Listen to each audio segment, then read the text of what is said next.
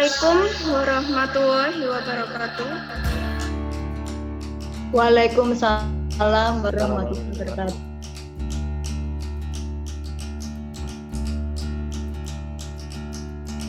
Selamat pagi semuanya. Salam sejahtera dan salam sehat bagi kita semua. Sebelumnya perkenalkan, saya Febri selaku moderator. Baik, kita mulai acaranya. Pertama-tama terima kasih atas kehadiran Bapak, Ibu, dan Saudara sekalian dalam rangka webinar pada pagi hari ini dengan tema sosialisasi protokol kesehatan untuk pencegahan penularan COVID-19 varian Omikron melalui webinar pada masyarakat umum.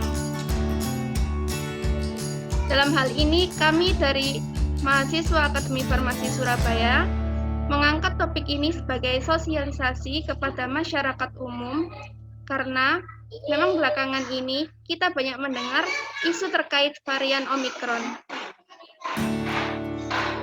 terkait booster vaksin ataupun hal-hal lain yang terkait COVID varian terbaru. Untuk itu, kami persiapkan untuk kedepannya bagaimana upaya kita dalam menyikapi sebagai masyarakat untuk menyikapi COVID-19 varian Omikron ini. Pertama-tama saya sampaikan apresiasinya kepada Bapak, Ibu, dan Saudara sekalian. Terima kasih atas kepeduliannya dan kerjasamanya dalam rangka pencegahan COVID-19 ini. Dan terima kasih telah mengikuti webinar pada pagi hari ini. Semoga webinar pagi hari ini berjalan dengan lancar. Untuk selanjutnya akan ada sambutan dari panitia. Assalamualaikum warahmatullahi wabarakatuh. Alhamdulillahirabbil alamin nasta'in ala ummatin wassalatu wassalamu ala asyrofil sayyidina wa maulana Muhammadin wa ala alihi wasallam ajmain walhamdulillahirabbil alamin. Pertama-tama marilah kita panjatkan puja syukur kepada Allah Subhanahu wa taala yang telah memberikan kita kesehatan sehingga dapat mengikuti webinar di bulan Ramadan. Kedua kalinya, selawat serta salam kita curahkan kepada junjungan Nabi Muhammad SAW yang telah menuntut kita dari jalan gelap gulita ke jalan terang-terang, yakni agama Islam. Kemudian, yang pertama, terima kasih kepada Bapak Rizky Darmawan selaku dosen pembimbing kami, sehingga acara ini dapat terlaksana dengan baik.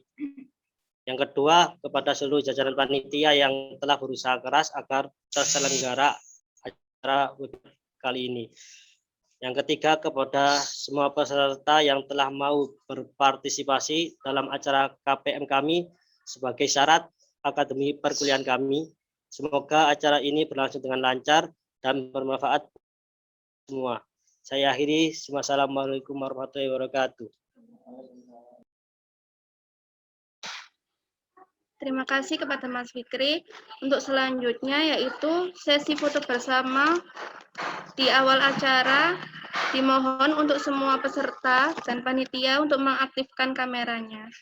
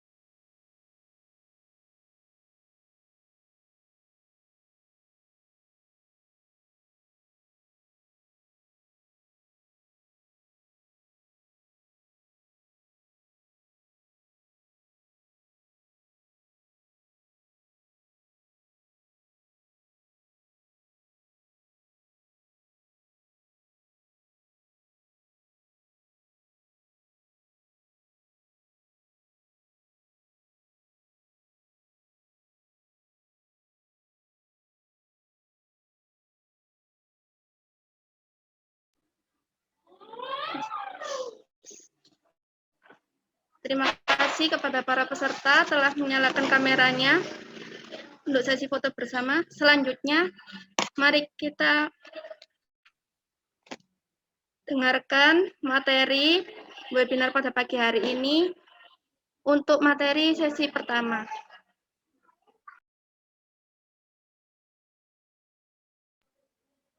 Kepada pemateri sesi pertama, Mbak Rahma, dipersilahkan.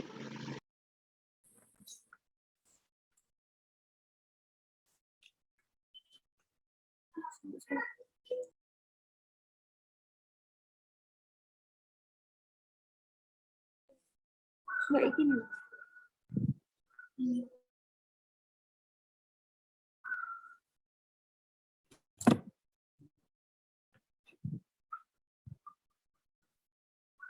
Assalamualaikum warahmatullahi wabarakatuh. Perkenalkan, saya Rahma Cindy yang akan menjelaskan di sesi 1 tentang sosialisasi protokol kesehatan untuk pencegahan penularan COVID-19 varian Omikron melalui webinar pada masyarakat umum. Next. COVID-19. COVID ini adalah jenis baru yang disebabkan virus corona atau dikenal dengan COVID-19. Virus corona dapat menyebabkan penyakit mulai dari flu hingga penyakit yang lebih berat seperti MERS dan SARS. Kasus virus corona sendiri muncul pertama kali di Provinsi Wuhan, China. Organisasi Kesehatan Dunia atau WHO menetapkan COVID-19 sebagai pandemi global karena penularan virus ini terjadi sangat cepat. Untuk penamaan COVID ada beberapa. Yang pertama, varian Inggris atau B117 disebut juga dengan varian Alpha. Yang kedua, varian Beta dari Afrika Selatan yang disebut juga varian B1351. Yang ketiga, varian Gamma. Varian ini dari Brasil atau yang disebut P1. Yang keempat, varian Delta. Varian Delta ini dari India, B16172. Yang kelima, Epsilon. Varian dari Amerika Serikat atau B1427 atau bisa disebut juga B1429. Yang keenam, varian Zeta. Varian ini dari Brasil atau P2. Yang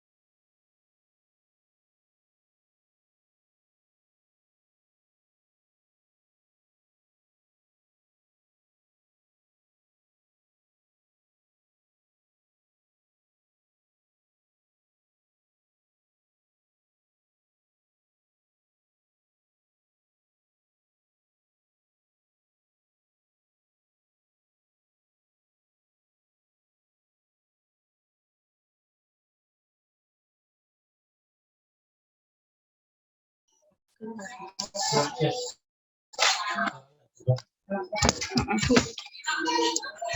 maaf, ini saya ulangi. Untuk COVID Indonesia kali pada awal Maret 2020 di Depok, Jawa Barat. Kasus pertama terungkap setelah pasien tersebut melakukan kontak erat dengan warga negara Jepang yang positif COVID. Setelah 2 hari, pasien merasa kurang enak badan dan mengeluhkan gejala yang mirip COVID-19. Gejala tersebut dirasakan seperti batuk, sesak nafas, serta demam dalam kurun waktu 10 hari. Berobat di Rumah Sakit Depok, pasien sempat dirawat dan diagnosa mengidap bronkopneumonia, salah satu jenis pneumonia yang menyebabkan peradangan pada paru-paru. Usai dikabarkan rekannya positif COVID, pasien tersebut langsung dirujuk ke RSPI Sulianti Saroso. Setelah dilakukan pengambilan spesimen, pasien 01 dinyatakan positif COVID-19 pada 1 Maret 2020. Next. Jenis-jenis varian COVID yang ada di Indonesia ada 4, yaitu varian Alpha, varian Beta, varian Delta, dan varian Omikron. Untuk kasus-kasus tersebut cukup besar di Pulau Jawa, Sumatera, dan Kalimantan. Next. Jenis-jenis varian COVID yang ada di Indonesia, 1 varian Alpha. Varian Alpha pertama kali muncul di Inggris pada Desember 2020. Studi awal mengenai varian baru menunjukkan potensi peningkatan penularan sebanyak 36–75%. Penularan ke sejumlah negara hingga ke Indonesia dengan gejala demam, batuk, sulit bernafas, menurunkan fungsi indera pengecap dan penciuman, keluhan pada saluran pencernaan. Yang kedua, varian Beta. Varian Beta menjadi tipe dominan dalam wabah COVID di Afrika Selatan. Menurut penelitian, varian ini menular lebih mudah dan lebih cepat karena berpindah inang. Varian ini menghasilkan mutasi yang mampu menerobos sistem kekebalan manusia dan bisa berdampak pada daya tangkal vaksin. Pada tanggal 25 Januari 2021, Kementerian Kesehatan menyebutkan kasus pertama tersebut ditemukan di Bali. Dan pasien tersebut dinyatakan meninggal pada 16 Februari 2021. Untuk gejala varian Beta adalah demam, batuk kering, kelelahan, ruam kulit, diare, perut, dan sesak nafas. Next. Pada varian Delta ini pertama kali ditemukan di India Desember 2020. Ada 17 negara yang melaporkan kasus varian ini, seperti Malaysia, Singapura, dan Indonesia. Untuk Indonesia sendiri, kasus pertama varian Delta ditemukan pada WNI di Jakarta pada 3 April 2021. Serta di Kudus, terdapat 20 orang yang dipastikan terinfeksi varian Delta. Gejala varian Delta sendiri adalah mual, diare, sakit perut, kehilangan nafsu makan, pembekuan darah, dan gangren atau kematian jaringan tubuh. Next. Belum masuk. Oh, iya sih. Yang keempat adalah varian Omikron. Varian ini terdeteksi di beberapa negara. Pertama kali ditemukan di benua Afrika, letaknya di Afrika Selatan. Varian baru ini penyebarannya terbilang cukup tinggi, tetapi tingkat keparahannya lebih rendah dibandingkan varian sebelumnya. Untuk varian Omikron, gejalanya lebih ringan atau cenderung tidak bergejala. Untuk gejalanya sendiri seperti flu, pilek, kelelahan, kurangnya nafsu makan, dan keluhan pada saluran pencernaan. Next. Untuk varian Omikron pertama kali ditemukan di Afrika Selatan 24 November 2021. Omikron sendiri telah terdeteksi di 110 negara. Di Indonesia, Omikron meningkat Desember 2021. Kasus varian Omikron di Indonesia telah mencapai 5.106 per kasus per minggu pada tanggal 13 Februari 2022.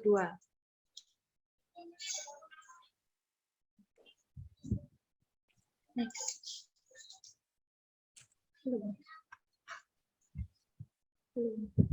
Omikron ini sudah.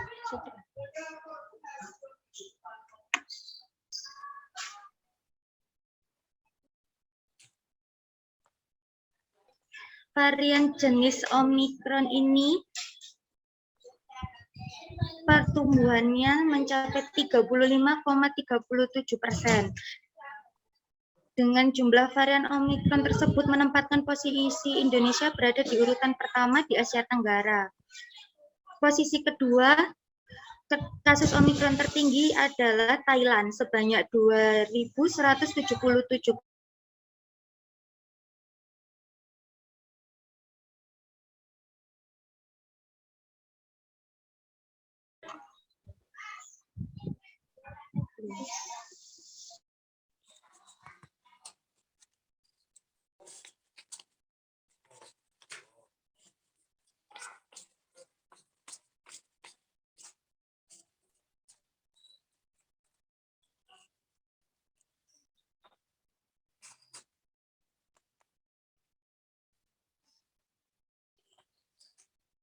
Varian Omikron memiliki daya tular 5 kali lebih cepat daripada Delta.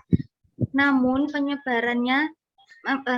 gejalanya lebih ringan dan cenderung tidak bergejala. Untuk gejala pada Omikron sendiri pada umumnya adalah batuk, hidung berair, kelelahan, sakit tenggorokan, sakit kepala, nyeri otot, demam, bersin, dan tidak semua pasien positif Omikron mendapat gejala seperti di atas. Kebanyakan pasien positif tidak bergejala. Untuk mendapatkan kepastian, tetap dibutuhkan tes PCR. Sekian presentasi dari saya. Terima kasih.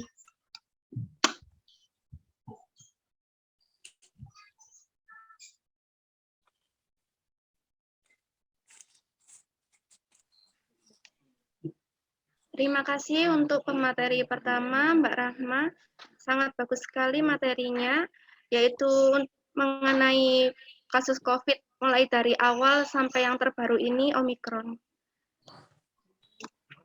Nanti ada sesi kedua untuk materinya yang tentang pola hidup, bagaimana cara pencegahan dan vaksin untuk COVID Omikron ini. Untuk pemaparan sesi pertama, apabila ada pertanyaan, bisa dituliskan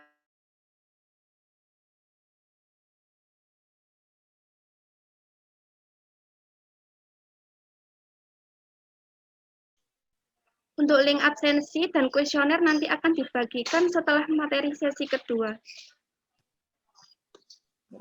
Selanjutnya, pemaparan materi sesi kedua oleh Mbak Ivana, dipersilahkan. Apa ini nggak bisa, Pak?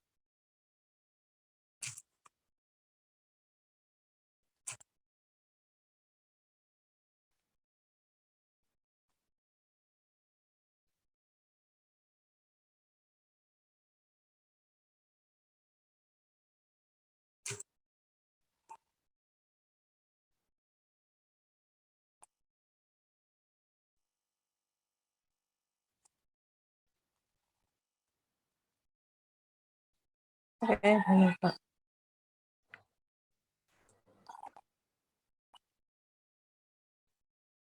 Selamat pagi, saya Ivana. Saya akan melanjutkan presentasi ini ke sesi yang kedua dengan judul pencegahan penularan COVID-19 dengan menerapkan protokol kesehatan. Next.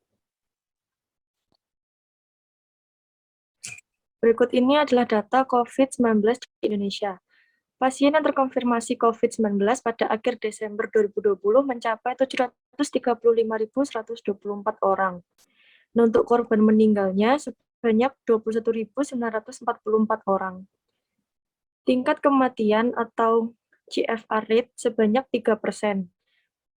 Pada tahun 2021 sampai tanggal 24 November 2021, jumlah orang terkonfirmasi positif sebanyak 4.254.443 orang, dengan korban meninggal sebanyak 143.766 orang, atau nilai GFR-nya yaitu 3,4%. Next. Karena alasan inilah, pemerintah gencar menyusun rencana untuk menghadapi virus pandemi global ini. Pemerintah menghimbau kepada seluruh masyarakat di Indonesia untuk melakukan vaksinasi dan pola hidup sehat, serta menerapkan protokol kesehatan. Next.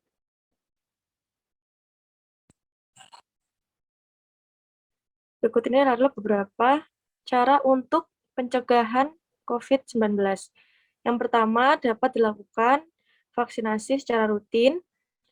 Yang kedua, menerapkan pola hidup sehat. Dan yang ketiga adalah menerapkan protokol kesehatan. Definisi vaksinasi adalah pemberian vaksin ke dalam tubuh untuk menghasilkan imunitas spesifik untuk penyakit tertentu. Manfaat vaksinasi sendiri ini untuk mencegah penyakit menular seperti COVID-19. Tujuannya untuk mencegah terjadinya penyakit tertentu pada seseorang. Next. Tujuan vaksinasi COVID-19 adalah menurunkan angka kesakitan dan kematian akibat COVID-19. Mencapai kekebalan kelompok atau herd immunity untuk melindungi kesehatan masyarakat. Yang ketiga, menjaga produktivitas dan meminimalkan dampak sosial dan ekonomi. Yang keempat, melindungi dan memperkuat sistem kesehatan secara menyeluruh.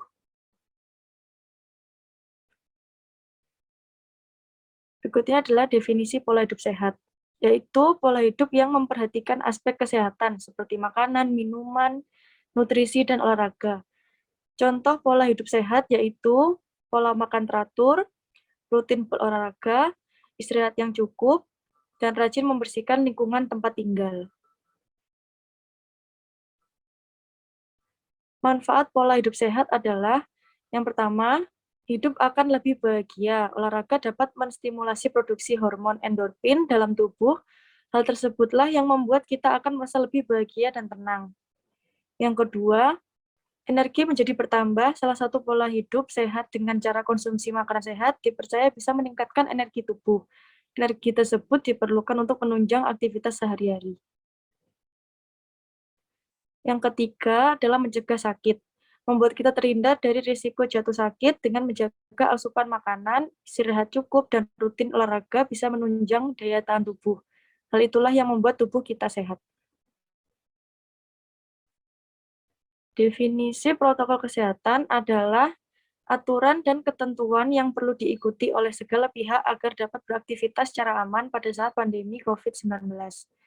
Tujuannya adalah agar masyarakat tetap dapat beraktivitas secara aman dan tidak membahayakan keamanan atau kesehatan diri sendiri dan orang lain.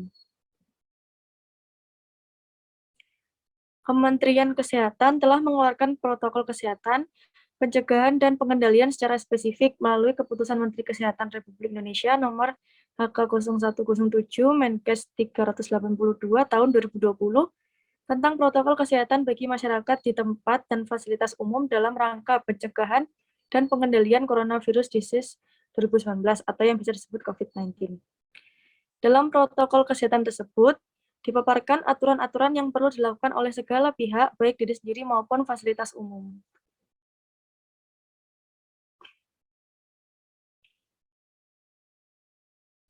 Tempat dan fasilitas tersebut antara lain, 1. Pasar dan sejenisnya. Yang kedua, pusat perbelanjaan mal atau pertokoan dan sejenisnya. Yang ketiga, hotel atau penginapan atau homestay atau asrama dan sejenisnya. Yang keempat, rumah makan atau restoran dan sejenisnya. Yang kelima, sarana dan kegiatan olahraga. Yang keenam, moda transportasi. Yang ketujuh, stasiun, terminal, pelabuhan, atau bandara udara. Yang kedelapan, lokasi daya tarik wisata. Yang kesembilan, jasa perawatan kecantikan atau rambut dan sejenisnya.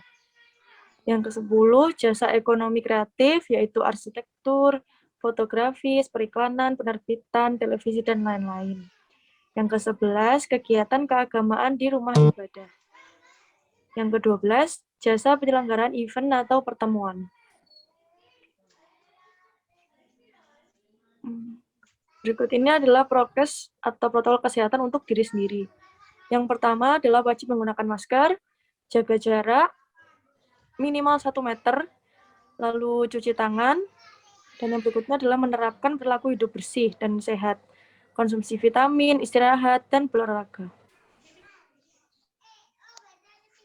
Berikutnya adalah prokes untuk pasar dan sejenisnya, yaitu tetap wajib menggunakan masker, cuci tangan, himbauan memperhatikan instruksi yang dapat dilihat di link tersebut, dan kebijakan lainnya. Yang berikutnya menjaga kesehatan, lalu menyediakan ruangan khusus atau post-COVID bagi pengunjung, atau yang bisa disebut ruang darurat. Yaitu yang berikutnya adalah disinfeksi, melakukan pembersihan, dan disinfektan secara berkala minimal 3 kali sehari. Yaitu pengecekan suhu tubuh yang apabila ditemukan suhu lebih dari 37,3, kemudian dilakukan self-assessment. Yang berikutnya adalah tetap menjaga jarak, lalu mempunyai peralatan mandiri, dan peralatan jika lift terdapat batas jumlah, jika tangga-tangga tunggal hanya boleh 1 alur, tidak boleh berpapasan. Next. Prokes untuk pusat perbelanjaan.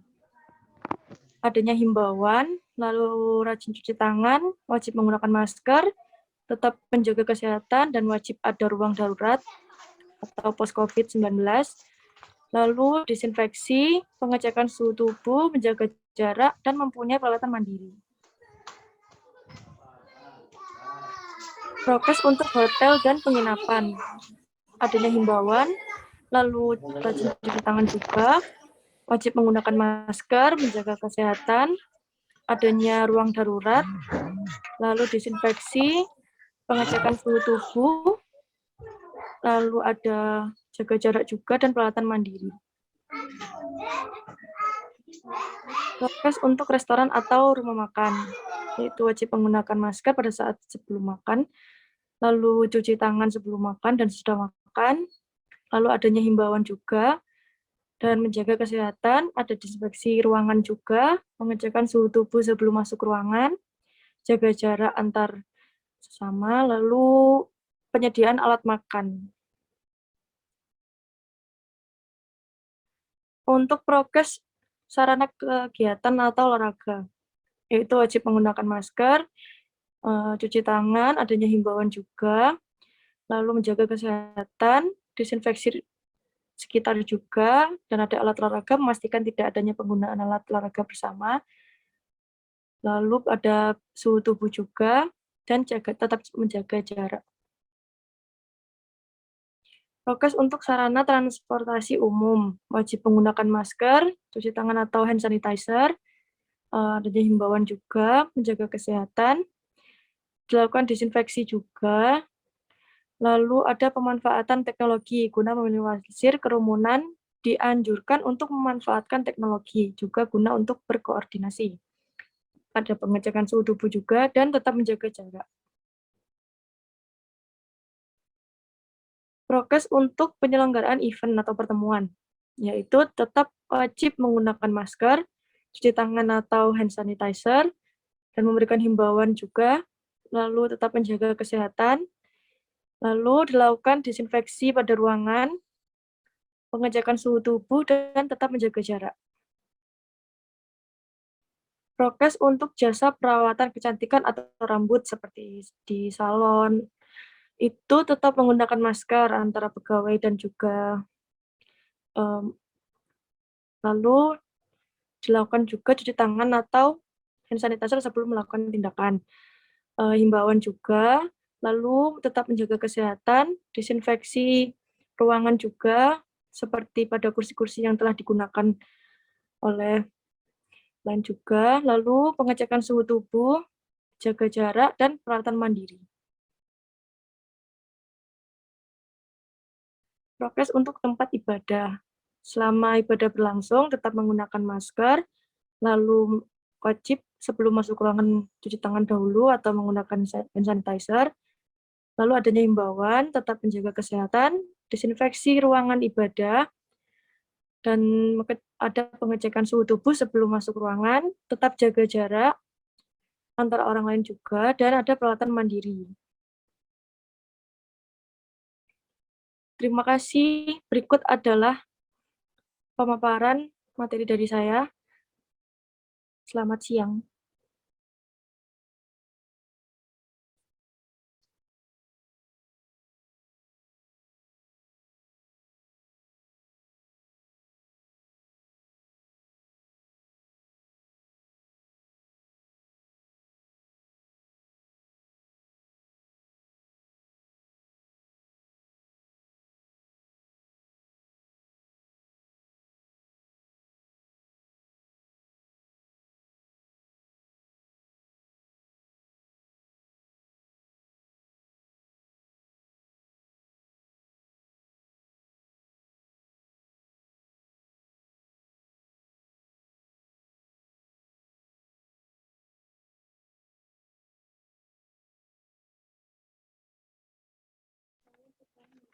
Terima kasih kepada pemateri kedua, Mbak Ivana. Untuk selanjutnya yaitu sesi tanya jawab. Karena keterbatasan waktu juga pada acara ini, maka kami pilih untuk 5 pertanyaan yang mewakili pertanyaan teman-teman webinar semuanya.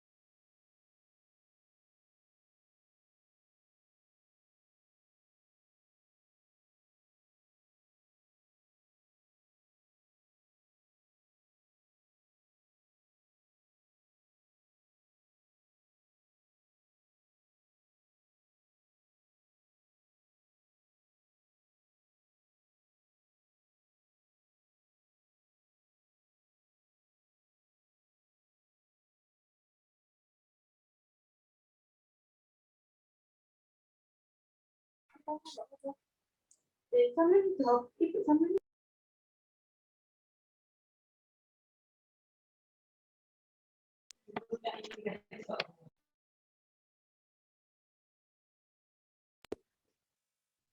Saya akan pertanyaan menjawab pertanyaan ini pertama. dari Kak Sarah Putri.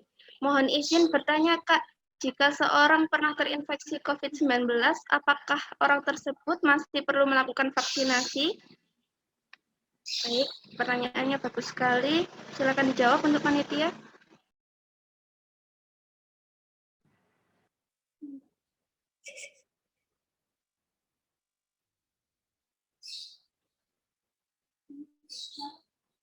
Bentar. Saya akan mencoba menjawab pertanyaan Kak Sarah jika sudah pernah, apa tadi pertanyaannya? Sebentar. Kak Sarah tadi pertanyaannya, jika seseorang pernah terinfeksi COVID-19, apakah orang tersebut masih perlu melakukan vaksinasi? Jawabannya ya, seseorang harus tetap divaksinasi meskipun sudah terinfeksi COVID-19, karena penelitian belum dapat memastikan seberapa lama seseorang terproteksi setelah terinfeksi COVID-19 dan sembuh. Vaksinasi menolong untuk melindungi seseorang bahkan jika terinfeksi COVID-19. Salah satu penelitian menunjukkan bahwa orang tidak tervaksin yang sudah terinfeksi COVID-19 2 kali lebih beresiko terinfeksi COVID-19 lagi dibandingkan orang yang tervaksinasi penuh.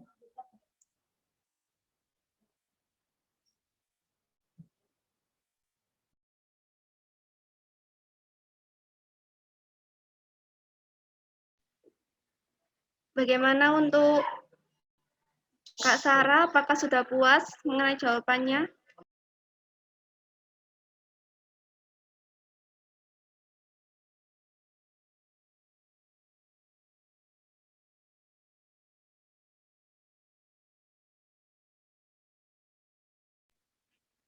Lanjut ya. Untuk sesi tanya jawab sebelumnya sudah kami tutup ya. Kami pilih untuk 8 pertanyaan. Selanjutnya untuk pertanyaan yang kedua,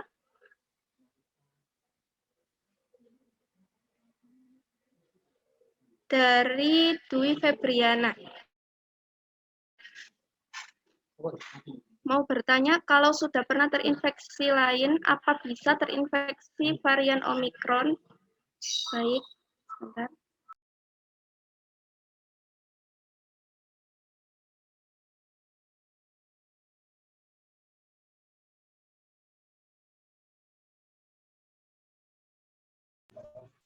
Baik, saya akan menjawab pertanyaan dari Bapak Dwi Febrian. Untuk kalau sudah pernah terinfeksi varian lain, apa bisa masih terinfeksi varian Omikron? Jawabannya adalah masih bisa. Karena beberapa bukti menunjukkan adanya peningkatan resiko reinfeksi atau terinfeksi COVID-19 lebih dari 1 kali. Karena varian Omikron ini jika dibandingkan dengan varian yang lain, resiko reinfeksi diperkirakan mencapai 5,4 kali lebih tinggi daripada varian Delta. Jadi, walaupun sudah pernah terkena varian Delta, besar kemungkinan akan bisa terkena varian Omikron lagi. Terima kasih.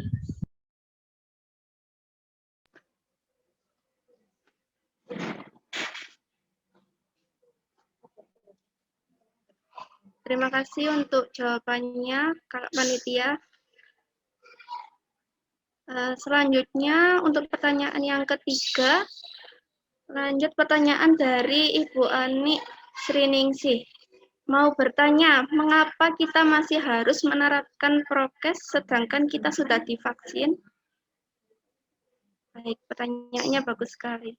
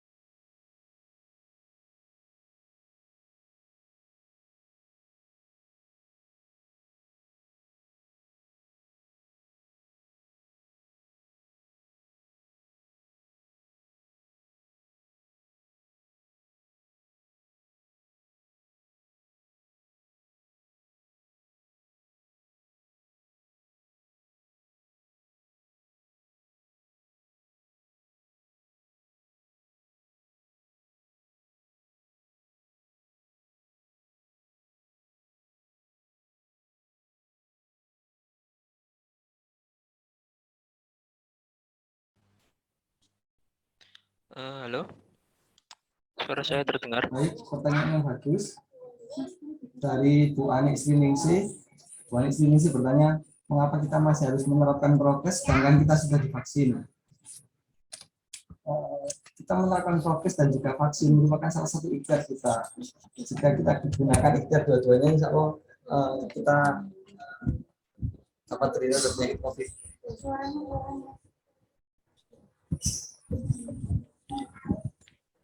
Saya bantu jawab yang pertanyaan Bu Ani Sriningsih ya, Mas ya. Bu Ani Sriningsih, terima kasih pertanyaannya. Pertanyaannya bagus ya. Mengapa kita perlu menerapkan prokes sedangkan sudah divaksin? Itu sama seperti kalau demam berdarah, kita kan harus menguras bak mandi, membersihkan selokan, dan juga harus makan makanan bergizi. Ya, karena virus itu kan lemah kalau imun kita kuat, dan imun kita kuat dari makanan bergizi. terutama yang yang mengandung protein dan vitamin. Ya, protein dan vitamin itu memperkuat imun. Nah, pertanyaannya kenapa harus ikan selokan, nguras bak mandi kalau kita sudah makanan bergizi? Ya sama seperti itu. Ya, karena semua gini, kalau tubuh kita sudah terkena virus, kalau imun kuat ya, imun kita kuat, tubuh kita terkena virus, virusnya itu sebenarnya nempel di tubuh kita. Cuma gejalanya kita gejala ringan atau kita tidak bergejala. Jadi virusnya nempel di tubuh, tapi kita kuat gitu. Nah, masalahnya jika COVID ini, sifat COVID itu kan sangat-sangat mudah menular. Jadi kita sudah kuat karena sudah vaksin, imun kita kuat. Ya virusnya nempel, tapi kita nggak gejala apa-apa karena sudah vaksin. Masalahnya virus yang nempel tadi bisa menular ke orang lain yang punya komorbid, yang mana itu rentan gejala berat jika terkena COVID, ya Bu ya. Jadi vaksin itu sebenarnya bukan untuk menghilangkan virus di tubuh, tapi untuk memperkecil gejala berat kalau kita terinfeksi COVID, gitu ya. Jadi orang vaksin itu sebenarnya masih bisa kena COVID, hanya saja gejalanya itu semakin ringan, ya, bahkan sampai tidak bergejala kalau sudah divaksin. Tapi kalau kena COVID-nya tetap bisa kena, gitu. Cuma nggak ngefek di tubuh, mayoritas nggak ngefek di tubuh karena sudah vaksin. Tapi karena COVID-nya masih bersarang di tubuh, bisa menular ke orang lain kalau tidak prokes, gitu. Nah, gitu kira-kira jawabannya Bu Ani Sriningsih. Terima kasih pada panitia.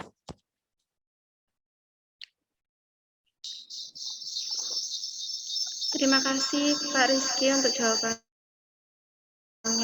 Untuk Ibu Ani, apakah sudah puas dengan jawabannya? Bagaimana? Alhamdulillah sangat puas. Baik, terima kasih. Selanjutnya pertanyaan dari Kak Bianca Abelia. Jika sudah pernah terkena virus COVID, kapan waktu yang tepat untuk bisa ikut vaksin? Baik.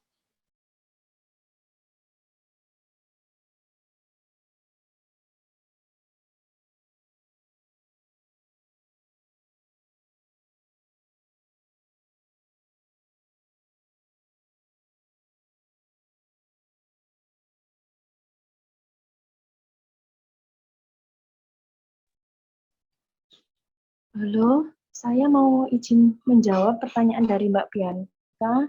Pertanyaannya jika sudah setelah Untuk penyintas yang pernah terpapar COVID-19 bisa tetap diberikan vaksin 3 bulan setelah dinyatakan sembuh. COVID itu bisa divaksin setelah 2 bulan atau 3 bulan setelah dinyatakan negatif. Seperti itu.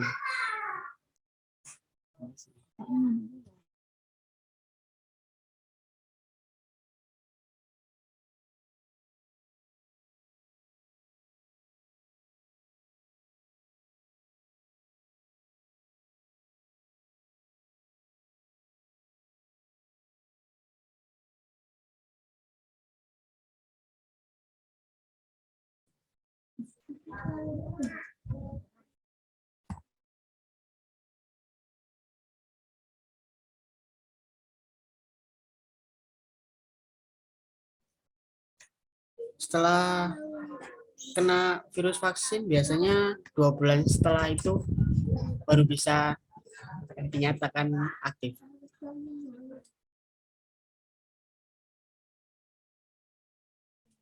2 bulan dinyatakan negatif baru bisa melakukan vaksin.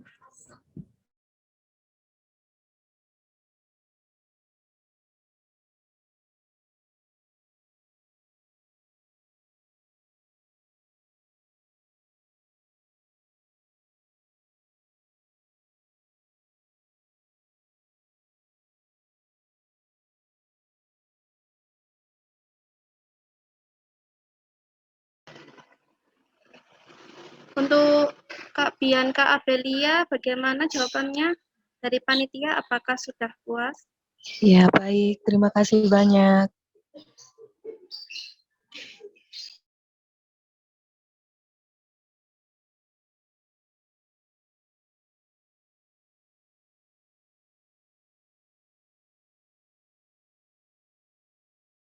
Iya, sudah puas, Mbak.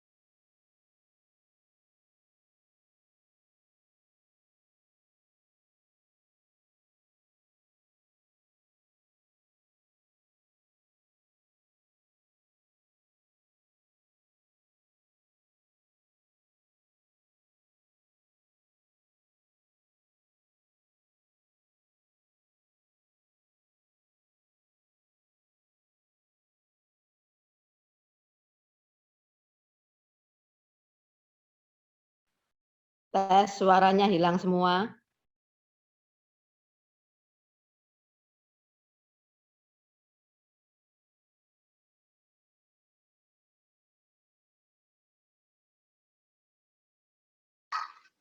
Untuk pertanyaan selanjutnya yaitu dari Ibu Siti.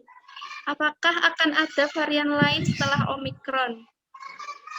Nah, untuk pertanyaannya akan dijawab oleh Mbak Mega. Untuk menjawab pertanyaan Bu Siti, kalau untuk varian-varian Omikron yang lain selain varian-varian COVID selain Omikron, tadi sudah disebutkan di PPT macam-macam varian yang ditemukan di berbagai negara, disebutkan oleh WHO. Cuman kalau yang ditanyakan apakah akan ada varian lain yang masuk ke Indonesia setelah Omikron, kita tidak bisa memprediksi.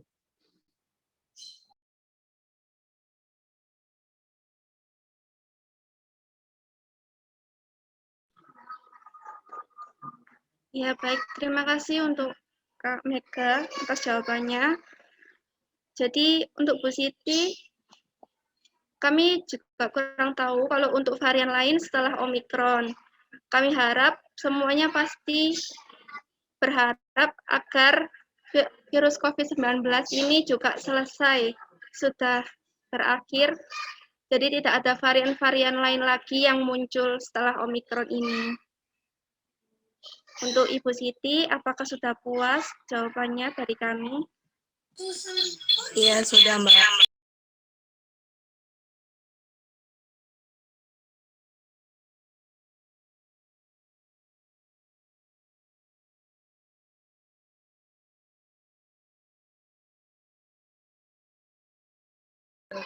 Baik, terima kasih. Untuk selanjutnya pertanyaan dari Kak Devi Susanti. Seberapa pentingkah vaksinasi? Bagaimana cara mengedukasi masyarakat yang tidak mau vaksin? Baik, kami akan jawab pertanyaannya.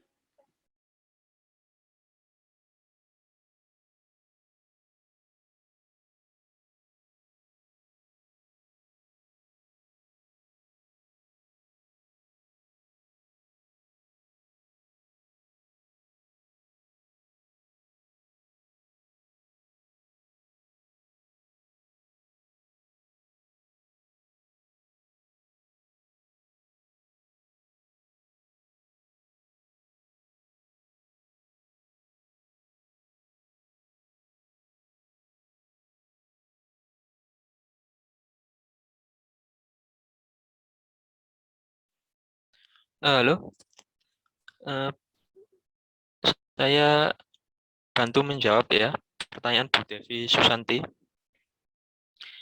Seberapa penting vaksinasi? Ya, ini pertanyaannya bagus ya. Cocok untuk banyak orang yang anti vaksin ya. Bu Devi bertanya seberapa penting vaksinasi ya, sangat penting untuk mencegah penularan ya COVID, untuk mencegah keparahan COVID kalau kita sudah terkena COVID. Bagaimana cara mengedukasi masyarakat yang tidak mau vaksin? Nah, ini kalau masyarakat kita biasanya masyarakat yang sangat-sangat paranoid ya atau anti vaksin. Kalau masalah edukasi, tentunya pertama kita harus tampilkan bahwa informasi bahwa vaksin ini aman ya, disetujui oleh BPOM dan Kementerian Kesehatan berarti itu sudah pasti aman, karena tidak mungkin pemerintah itu menyakiti masyarakatnya atau pemerintah menjerumuskan masyarakatnya ya untuk menjadi lebih parah, untuk tambah jatuh banyak korban. Ya, berarti tidak mungkin. Lalu ditunjukkan saja data-data, ya data-data semua negara yang sudah hampir bebas COVID atau bebas COVID itu tingkat vaksinasinya 100%. Ya, semua negara yang bebas COVID atau hampir bebas COVID itu selalu vaksinasinya 100%. Nah, gitu. Sedangkan yang masih belum bebas COVID itu masih ada yang vaksinasinya belum menyeluruh, ya. Seperti itu. Logikanya, kalau vaksin ini berdampak buruk di tubuh atau memperparah COVID, ya pasti nggak mungkin negara-negara itu bebas COVID, itu aja. Lalu ada kasus-kasus orang yang setelah divaksin meninggal. Ada kasus-kasus seperti itu. Lihat presentasinya saja, berapa persen yang setelah divaksin meninggal, itu 0,00%. Ya. Mayoritas setelah divaksin ya tidak terjadi apa-apa di tubuhnya. Gitu. Tidak terjadi apa-apa di tubuhnya. Berarti kesimpulannya, para orang-orang yang telah meninggal setelah divaksin itu sebenarnya ada penyakit tertentu atau komorbid di tubuhnya yang mungkin berinteraksi dengan vaksin tadi. Jadi penting sebelum vaksin itu untuk konsultasi ke dokter, punya penyakit apa, punya riwayat apa, gitu. Nanti dokter pasti menentukan, oh ini boleh vaksin, atau ini jangan divaksin oleh vaksin ini, tapi vaksin oleh vaksin ini, misalkan seperti itu. Gitu ya. Jadi sebenarnya yang penyebab meninggalnya sebenarnya karena pastinya mereka punya komorbid atau penyakit tertentu, itu bukan vaksinnya sebenarnya ya. Kalau vaksinnya yang menyebabkan para meninggal itu pasti masyarakat yang divaksin, termasuk kita semua pasti sudah tidak ada ya. Tapi kenyataannya kita baik-baik saja, berarti ya vaksin ini ya aman. Mayoritas kan 99,999% itu kan baik-baik saja setelah divaksin gitu. Ditunjukkan data itu ke masyarakat ya. Itu aja.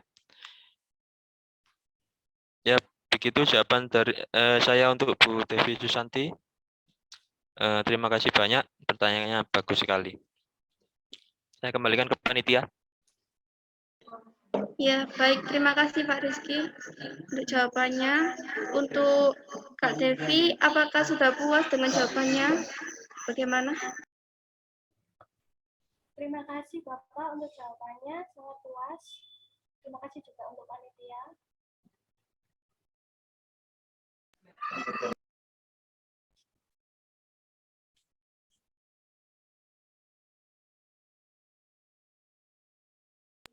Baik, terima kasih Kak. Untuk selanjutnya, pertanyaan dari Kak Farida. Izin bertanya Kak, saya punya 5 ekor kucing di rumah dan pastinya saya dan keluarga suka bermain dan bahkan mencium mereka. Apakah mungkin saya bisa tertular COVID-19 saya? Lalu bagaimana dengan anjing Kak? Baik, terima kasih. Pertanyaannya akan dijawab oleh panitia. Sebentar.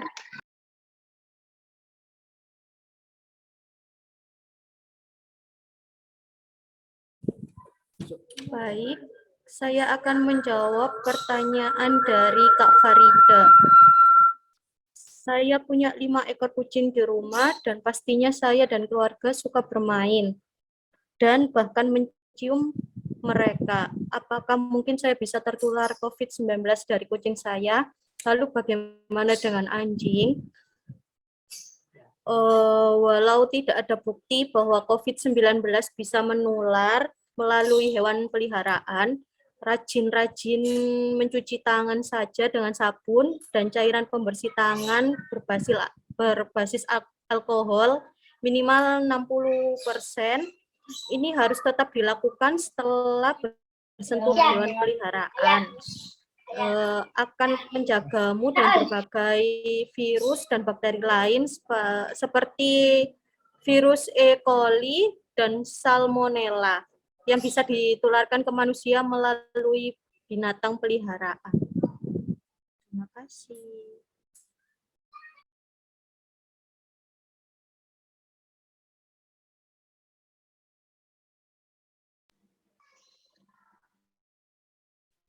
Baik, terima kasih Kakak untuk jawabannya. Jadi seperti itu untuk Kak Farida, sering-sering saja untuk cuci tangan, boleh saja berkontak dengan hewan peliharaan, akan tapi juga sering jaga kebersihan. Bagaimana? Apakah jawaban dari panitia sudah puas?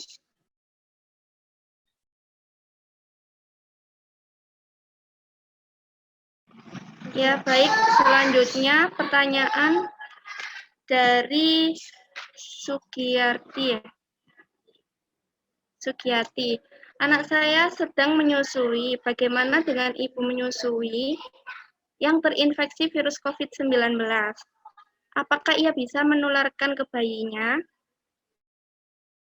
Saya khawatir jika cucu saya tertular.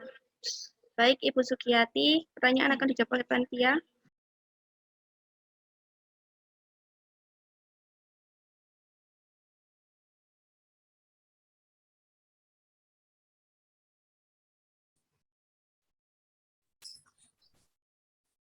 Mau izin menjawab dari pertanyaannya Bu Sugiyarti. Jadi semua ibu yang berada di daerah yang terjangkit atau memiliki risiko tinggi infeksi harus segera mencari perawatan medis jika timbul gejala demam, batuk, atau sesak nafas. Mengingat menyusui memiliki banyak manfaat dan tidak ada pengaruh signifikan dari transmisi virus melalui ASI, jadi ibu dapat terus menyusui tapi tetap untuk menggunakan masker supaya tetesan cairan dari mulut atau hidung tidak terciprat ke bayi. Dan pastikan ibunya juga rajin mencuci tangan sebelum menggendong bayi ataupun menyusui.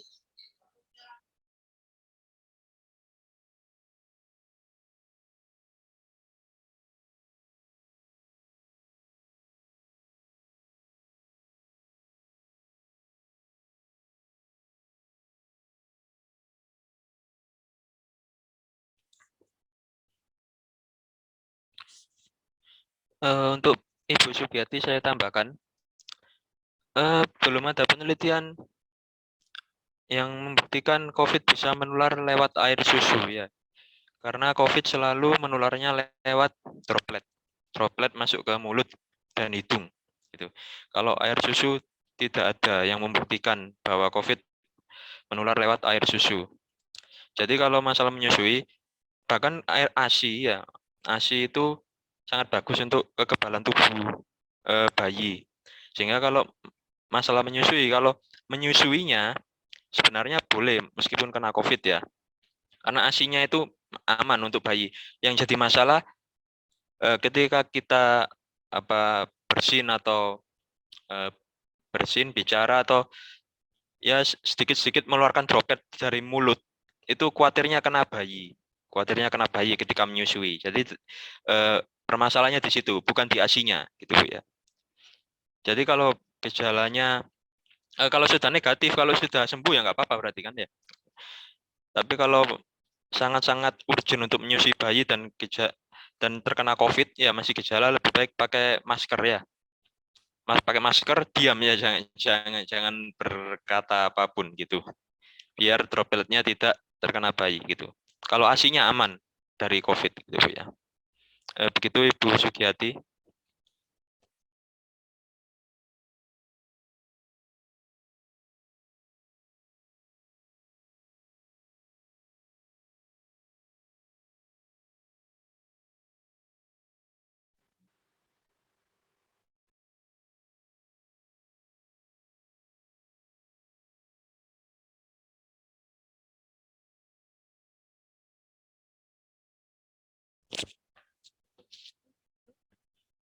Ya lanjut ke pertanyaan berikutnya. Ya baik, terima kasih untuk Kak Dian dan Pak Rizky atas jawabannya.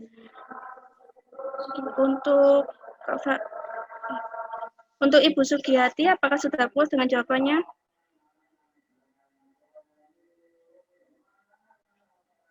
Baik, selanjutnya untuk pertanyaan yang terakhir dari Bapak Sucipto. Izin bertanya, saat ini ada vaksin COVID dan juga ada vaksin flu. Apakah pemberian vaksin flu bermanfaat juga untuk mencegah agar tidak terinfeksi COVID? Terima kasih.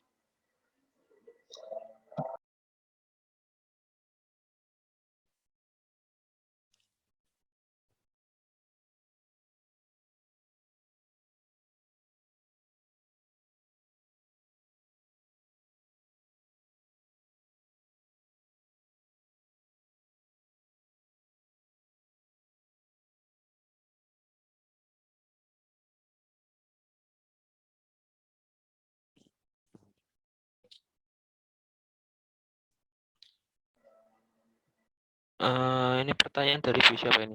Bu Yuli Purwaningsih. Bukan ya, Bu siapa ini? Bu Sucipto, Bu Sucipto. Pertanyaan dari Pak Sucipto. Oh, Pak Sucipto ya, maaf. Pak Sucipto bertanya, saat ini ada vaksin COVID dan juga ada vaksin flu. Apa benar-benar juga untuk mencegah? Oh, beda Pak ya. Jadi kalau obat flu untuk mencegah gejala COVID masih bisa ya. Kalau obat flu, karena obat itu untuk menekan gejala, gitu. Tapi kalau vaksin flu untuk vaksin COVID tidak bisa, itu jawabannya. Karena virusnya beda sebenarnya. Nah, gitu Pak Sucipto nggih. Lalu ini saya jawab semua pertanyaannya ya, yang sisa-sisa terakhir. Dari Bu Yuli, apa dampak melakukan vaksinasi saat atau saat setelah positif COVID, terutama varian Omikron? Apa dampak melakukan vaksinasi saat atau saat setelah positif COVID? Kenapa? Sekali lagi, ya ini benar ya. Jadi vaksin itu untuk memperingan, untuk menekan gejala.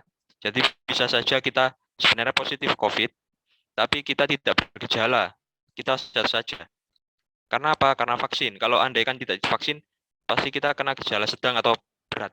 Gitu. Nah, sehingga ya sebenarnya dari orang yang tidak bergejala pun bisa menularkan menularkan COVID ke orang yang lain. Makanya itu fungsinya prokes ya, fungsinya prokes. Nah, lalu vaksin tadi tujuannya untuk apa? Yaitu tadi untuk menekan gejala agar kita meskipun kena COVID tidak bergejala gitu.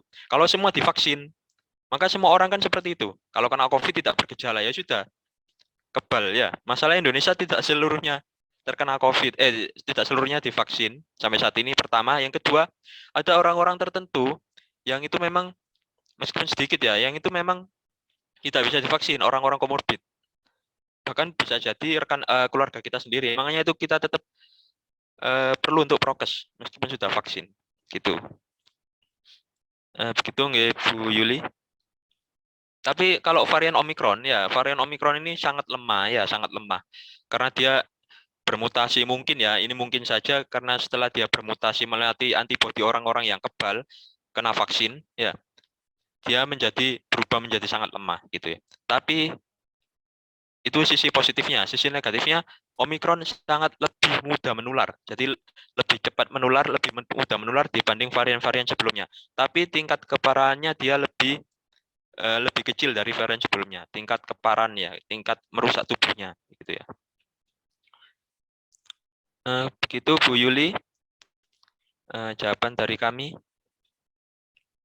Lalu pertanyaan terakhir, oh sudah habis ya? Untuk pertanyaan terakhir dari Bu Yuli, Bapak. Oh ya, sudah habis. Jadi sesi tanya jawab sudah kami tutup. Terima kasih Bapak Ibu semuanya yang telah bertanya. Selanjutnya saya serahkan ke panitia. Ya, terima kasih Bapak Rizky. Untuk pertanyaannya sudah dijawab semua ya. Jadi untuk selanjutnya diingatkan kembali kepada para peserta untuk mengisi link absensi dan kuesioner yang telah dibagikan di kolom chat. Untuk para peserta nanti akan mendapatkan reward di akhir setelah selesai acara sebanyak 30.000 Dan untuk peserta yang sudah bertanya akan mendapatkan tambahan reward dari kami yaitu sebesar 20.000. Pulsa nggih Bapak Ibu? Bukan rupiah tapi pulsa itu maksudnya, ya. Iya, Pak.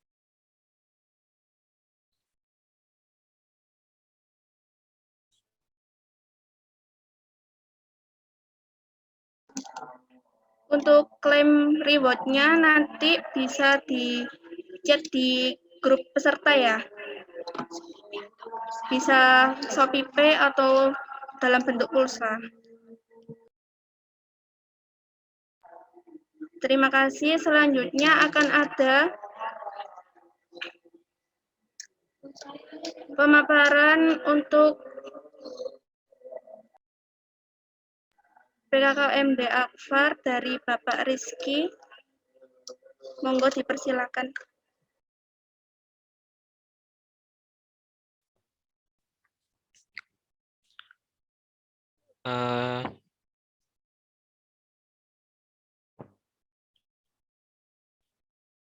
Ya, terima kasih Bapak Panitia.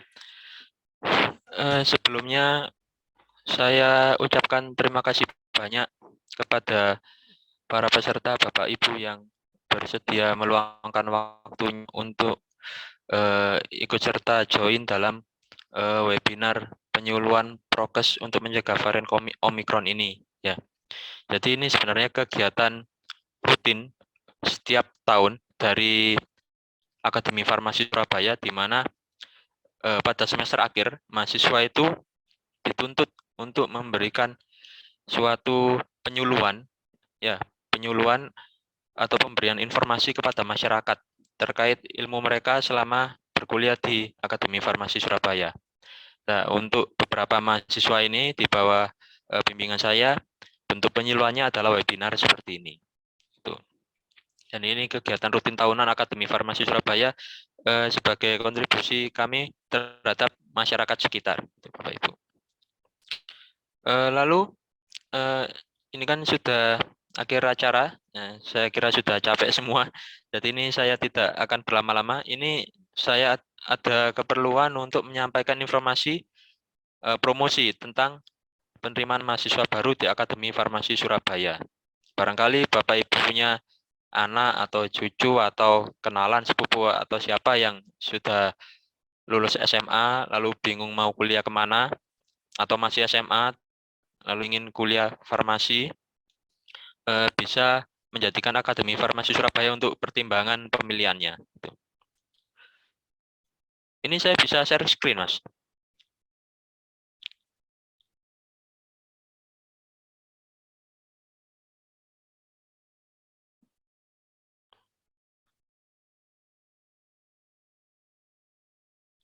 Sebentar, nggak bisa share screen ya? Sebentar, Pak. Oh iya, masih disable ya?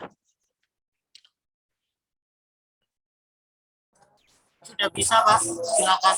Udah.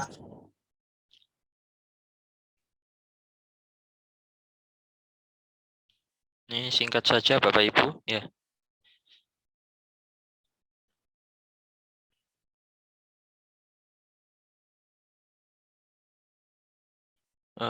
Slide saya apa sudah terlihat? Sudah terlihat, Pak. Sudah terlihat, Pak. Ini tidak usah saya share screen, tidak usah saya slideshow ya, karena nanti lemot mesti ini laptop saya. Jadi tahun 2023 Akademi Farmasi Surabaya sudah membuka penerimaan mahasiswa baru. Jadi bagi yang punya kenalan yang masih duduk di SMA atau SMK yang ingin kuliah lagi itu dan ingin farmasi, karena sekarang kebutuhan tenaga kesehatan itu sangat banyak ya, apalagi setelah pandemi Covid ini. Jadi kebutuhan tenaga kesehatan itu sangat banyak. Jadi prospeknya untuk pekerjaan tenaga kesehatan itu cukup besar di Indonesia. Salah satu tenaga kesehatan itu adalah tenaga teknis kefarmasian ya. Itu bisa diperoleh ya, keahlian seperti itu dengan kuliah di D3 Farmasi. Dan Akfar, Akademi Farmasi Surabaya menyediakan program itu, program untuk 3 farmasi. Ya. Di Akademi Farmasi Surabaya saat ini masih menyediakan program Diploma 3 ya Bapak Ibu. Jadi masih belum S1. Bedanya apa? Kalau Diploma 3 itu kuliahnya 3 tahun, SKS-nya minimal 112 ya. Muatan materinya lebih banyak praktek daripada teori. Ya, 40% teori, 60% praktek. Ya. Lalu gelarnya itu AMD. Kalau S1 kan S ya, sarjana apa? Sarjana farmasi berarti S Farm. Kalau di D3 farmasi berarti AMD Farm, ahli madya farmasi gitu.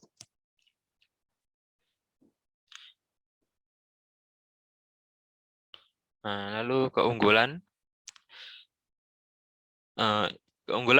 D3 farmasi pada intinya lulusan farmasi D3 farmasi itu menjadi tenaga teknis kefarmasian. Ya, jadi istilahnya satu tingkat di bawah apoteker. Dan ini peluang kerjanya untuk tenaga teknis kefarmasian itu besar, banyak di Indonesia ya. Bisa di apotek atau klinik atau rumah sakit atau puskesmas ya. Nah, jadi keunggulannya D3 farmasi peluang kerja lebih luas. Lulusan dari kami sudah siap kerja ya. Perkuliahannya lebih cepat karena 3 tahun dibanding S1 yang 4 tahun. Kalian dan pengalaman kerja lebih banyak karena di kami ada program praktek kerja lapangan PKL ya. Jadi itu praktek langsung untuk bekerja di instansi kesehatan seperti rumah sakit atau klinik atau apotek gitu. Dan D3 farmasi itu juga kalau mau melanjut apoteker S1 itu bisa melanjutkan ke S1 ya, nambah 2 tahun gitu ya. Jadi barangkali yang nggak mau langsung S1 misalkan ingin D3 dulu lalu kerja dulu lalu nambah S1 nanti tinggal nambah 2 tahun gitu. Nah, ini mengapa harus Akademi Farmasi Surabaya? Ya itu karena kita pembelajarannya materinya terupdate, tenaga pengajarnya sesuai kompetensi, ya berkompetensi di bidangnya dan sebagian sudah doktor, memperhatikan kualitas lulusan, fasilitas dan laboratoriumnya lengkap dan memadai dan nyaman. Dan ini satu-satunya akademi farmasi di Surabaya yang sudah berakreditasi B, ya, baik akreditasi institusi maupun prodi. Dan ini alumni-alumni kami sudah tersebar ya di Rumah Sakit BHC, Siloam, Rumah Sakit Islam, ya, Jemur Sari, Royal, Rumah Sakit Royal, Kimia Farma, Wisata Utama, dan lain-lain ya. Ini persentase lulusan kami. Persentase lulusan kami itu 16% itu wira swasta, ya. 37% bekerja di perusahaan swasta. 8% di LSM, ya Bapak Ibu, organisasi non profit LSM, semacam yayasan gitu ya. Yang 39% di BUMN, ya seperti Kimia Farma itu kan BUMN ya. Jadi alumni kita banyak yang bekerja di apotek, rumah sakit, klinik gitu ya, sesuai dengan keahliannya masing-masing. Lalu ini pembukaannya pembukaan penerimaan mahasiswa baru 1 sampai 14 September. Ya, jalurnya macam-macamnya, ada inden, umum, prestasi, rekomendasi, dan beasiswa Yayasan Kefarmasian Surabaya. Untuk beasiswa ini ada seleksinya. Gitu. Ya, ini tanggal-tanggalnya. Ya, nanti lebih lanjut mengenai tanggal-tanggal ini bisa langsung ditanyakan ke rekan-rekan Bapak Ibu yang mengajak di webinar ini, lalu langsung dihubungkan ke saya gitu ya Bapak Ibu. Nah, ini informasinya, ini websitenya pmbakfarsurabaya.ac.id, ini WA-nya. Nanti kalau ada yang berminat bisa langsung hubungi saya gitu aja, atau langsung hubungi saya, nggak perlu WA ini kalau tidak perlu, kalau mau tidak mau mencatat ini ya. Dan ini media sosialnya ya, ada YouTube, Facebook, Twitter, dan Instagram. Ya, demikian presentasi mengenai promosi Akademi Farmasi Surabaya dari saya.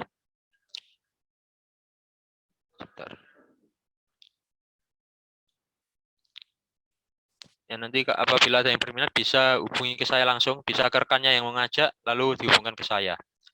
Dan sekaligus